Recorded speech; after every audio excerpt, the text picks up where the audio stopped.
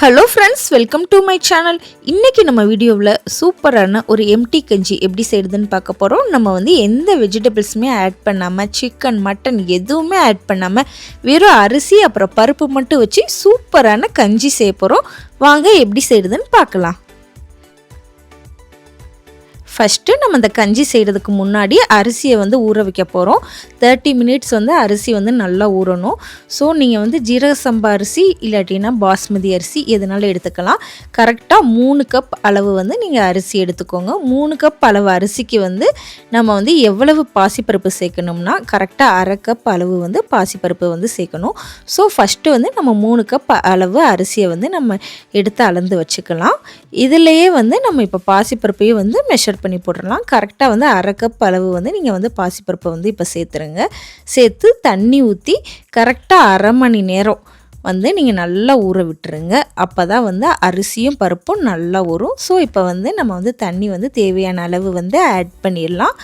இப்போ லைட்டாக நீங்கள் இந்த மாதிரி அரிசி மூழ்கிற மாதிரி தண்ணியை ஊற்றிக்கோங்க. இப்போ லைட்டாக அரிசியெல்லாம் கொஞ்சம் லைட்டாக கெட்டிப்பட்டிருக்கும். ஸோ அதனால் கையிலே எல்லாமே நீங்கள் மிக்ஸ் பண்ணிடுங்க. அப்போ தான் பருப்பு அரிசியும் நல்லா மிக்ஸ் ஆகி நல்லா ஊறி இருக்கும். நெக்ஸ்ட்டு ஒரு குக்கர் எடுத்துக்கோங்க. அதுக்கடுத்து அதில் தேவையான அளவு நீங்கள் எண்ணெய் சேர்த்துக்கோங்க. எண்ணெய் காய்ச்சதுக்கு அப்புறமா ஜீரகம் ஆட் பண்ண போகிறோம். ஸோ நீங்கள் கொஞ்சமாக ஜீரகம், அரை டீஸ்பூன் அளவு ஜீரகம், அரை டீஸ்பூன் அளவு வெந்தயம் ஆட் பண்ணிக்கோங்க. அதுக்கடுத்து இந்த மாதிரி கட் பண்ணி வச்சுருக்கிற வெங்காயமும் சேர்த்துக்கோங்க. இப்போ இது எல்லாத்தையுமே நீங்கள் நல்லா வதக்கிடுங்க. வெங்காயம் கொஞ்சம் வதங்கினதுக்கு அப்புறமா நம்ம பிரியாணி ஐட்டம்லாம் ஆட் பண்ண போகிறோம். ஸோ 3 கிராம்பு ஆட் பண்ணிக்கோங்க. நெக்ஸ்ட்டு 2 பட்டை ஆட் பண்ணிக்கோங்க. அதுக்கடுத்து கல்பாசி 1 ஆட் பண்ணிக்கோங்க. ஒரு அனாசி பூ ஆட் பண்ணிக்கோங்க. நெக்ஸ்ட்டு 4 ஏலக்காய் ஆட் பண்ணிக்கோங்க. அதுக்கடுத்து இஞ்சி பூண்டு பேஸ்ட்டு நீங்கள் ஆட் பண்ணிக்கோங்க. கரெக்டாக 1 டேபிள் ஸ்பூன் அளவு நீங்கள் ஆட் பண்ணால் போதும். இப்போ லைட்டாக நம்ம இந்த மாதிரி மிக்ஸ் பண்ணிடுங்க. இஞ்சி பூண்டு பேஸ்ட்டோட பச்சை வாசனை எல்லாமே போகணும். ஸோ அதனால் நீங்கள் நல்லா வதக்கிடுங்க. இப்போ இஞ்சி பூண்டு பேஸ்ட்டு பச்சை வாசனை போனதுக்கப்புறம் நம்ம தக்காளி ஆட் பண்ண போகிறோம். 3 கிளாஸ் அரிசிக்கு 2 தக்காளி போதும். தக்காளியை இந்த மாதிரி கட் பண்ணி ஆட் பண்ணிக்கோங்க. இப்போ தக்காளி நல்லா வதங்கணும். ஸோ நீங்கள் தக்காளியை நல்லா நீங்கள் வதக்கி விட்டுக்கிட்டுருங்க. தக்காளி வதங்குறப்பயே நம்ம தேவையான பச்சை மிளகா, அப்புறம் மல்லி, புதினா இதெல்லாம் ரெடி பண்ணி வச்சுருவோம். ஸோ நீங்கள் உங்களுக்கு ஸ்பைசிக்கு ஏற்றாப்பில் பச்சை மிளகா ஆட் பண்ணிக்கலாம். கரெக்டாக 2 பச்சை மிளகா இந்த மாதிரி கீரி ஆட் பண்ணிக்கோங்க. அதுக்கடுத்து புதினா, மல்லித்தலை ஆட் பண்ணிக்கோங்க. நீங்கள் பச்சை மிளகாயை கீரி ஆட் பண்ணிங்கன்னா நல்லா கொஞ்சம் ஸ்பைஸியாக இருக்கும். நம்ம இதில் மிளகா பொடியெல்லாம் நம்ம ஆட் பண்ணவே மாட்டோம். ஸோ நம்மளுக்கு இதோட ஸ்பைஸியே பார்த்திங்கன்னா பச்சை மிளகா தான். அதனால் ரொம்ப ஸ்பைஸியாக இருக்கும். 2 பச்சை மிளகாயே போதும், ரொம்ப கரெக்டாக இருக்கும். இப்போ மசாலா ஆட் பண்ணிக்கலாம். மல்லிப்பொடி 1 டீஸ்பூன் ஆட் பண்ணிக்கோங்க. அதுக்கடுத்து கரம் மசாலா 1 டீஸ்பூன் ஆட் பண்ணிக்கோங்க. ஜீரக பவுடர் 1 டீஸ்பூன் ஆட் பண்ணிக்கோங்க. இவ்வளவு தான் நம்ம மசாலா ஆட் பண்ண போகிறோம். ஸோ வேறு எந்த மசாலாவுமே நம்ம ஆட் பண்ண மாட்டோம். இது எல்லாமே இப்போ நல்லா வதக்கிடுங்க. ஆல்ரெடி தக்காளி ஓரளவு வதங்கிடுச்சு. இன்னமும் இந்த மசாலா ஐட்டத்தோடு நல்லா இந்த மாதிரி எண்ணெய் பிரிய வதங்கணும்.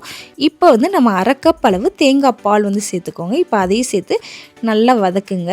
இப்போ தேங்காய் பால் ஒரு திக்கு கிரேவி மாதிரி இருக்கும். அந்த அளவுக்கு நீங்கள் லைட்டாக இந்த மாதிரி மிக்ஸ் பண்ணி லைட்டாக கொதிக்க விட்டுருங்க.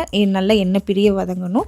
ஸோ இந்த மாதிரி நீங்கள் வதக்கிக்கிட்டு இருக்கிறப்பயே நல்லா கொதிக்க ஆரம்பிச்சிடுச்சு. இப்போ நம்ம உப்பு ஆட் பண்ணிக்கலாம். 3 கிளாஸ் அரிசினால 3 ஸ்பூன் உப்பு ஆட் பண்ணிக்கலாம்.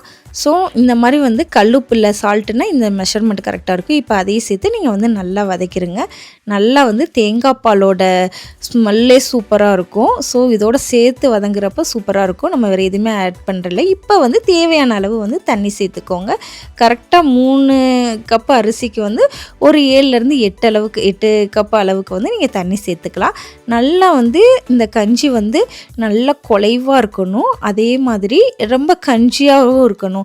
ரொம்ப அரிசி விதையெல்லாம் இருக்கக்கூடாது. ஸோ நல்லா குழஞ்சிருக்கணும். அதனால் இப்போ தண்ணி கொஞ்சம் நேரம் கொதிச்சிடுச்சு. கொதிச்சதுக்கப்புறம் இப்போ நம்ம அரிசியை ஆட் பண்ணிடலாம். நம்ம ஊற வச்சுருப்போம் அந்த அரிசியை இப்போ ஆட் பண்ணிக்கோங்க. இப்போ எல்லா அரிசியுமே ஆட் பண்ணிடுங்க. அவ்வளோதான். இப்போ வந்து லைட்டாக வந்து மிக்ஸ் பண்ணிடுங்க. அரிசி பருப்பு எல்லாமே இந்த தண்ணியில் வந்து நல்லா மிக்ஸ் ஆகணும். சூப்பரான கஞ்சி வந்து ரெடியாக போகுது. இப்போ வந்து இந்த மாதிரி நல்லா மிக்ஸ் பண்ணிடுங்க. நம்ம ஊரில் வந்து ஜீரக சம்பா அரிசி சூப்பராக இருக்கும். இதை கண்டிப்பாக ஜீரக சம்பா அரிசியில் வந்து நீங்கள் ட்ரை பண்ணுங்கள். ரொம்ப சூப்பராக இருக்கும். இப்போ வந்து நல்லா கொதிக்கணும். கொதிச்சதுக்கு அப்புறமா வந்து நம்ம வந்து என்ன செய்ய போகிறோம்னா மூடியை வந்து போட்டுடலாம். போட்டுட்டு ஒரு 5 விசில் ஒரு 5 விசில் வந்து நீங்கள் விட்டுருங்க. 5 விசில் விட்டிங்கனாலே நல்லா குழஞ்சிடும். ஸோ 5 விசில் விட்டுருங்க. இப்போ வந்து கொஞ்சம் நேரம் அதில் இருக்க கேஸ்லாம் போனதுக்கப்புறம் ஓப்பன் பண்ணி பாருங்கள். நல்லா கஞ்சி வந்து நல்லா குலைவாக சூப்பராக ஜம்முன்னு ஒரு கஞ்சி வந்து ரெடி ஆயிடுச்சு. ரொம்ப ஈஸியாக செஞ்சிடலாம். இதை வந்து நீங்கள் லஞ்சுக்கு கூட இல்லைன்னா டின்னருக்கு எதுக்குனாலும் நீங்கள் யூஸ் பண்ணிக்கலாம். ரொம்ப ரொம்ப சிம்பிளாக ஈஸியாக வந்து நம்ம செஞ்சு முடிச்சிட்டோம். உங்களுக்கு என்னோடய வீடியோ பிடிச்சிருந்துச்சுன்னா மறக்காமல் நம்ம சேனலை வந்து சப்ஸ்கிரைப் பண்ணிடுங்க. அப்புறம் உங்கள் ஃப்ரெண்ட்ஸுக்கும் ஷேர் பண்ண மறந்துடாதீங்க. நம்ம நெக்ஸ்ட் வீடியோவில் பார்க்கலாம். பாய்.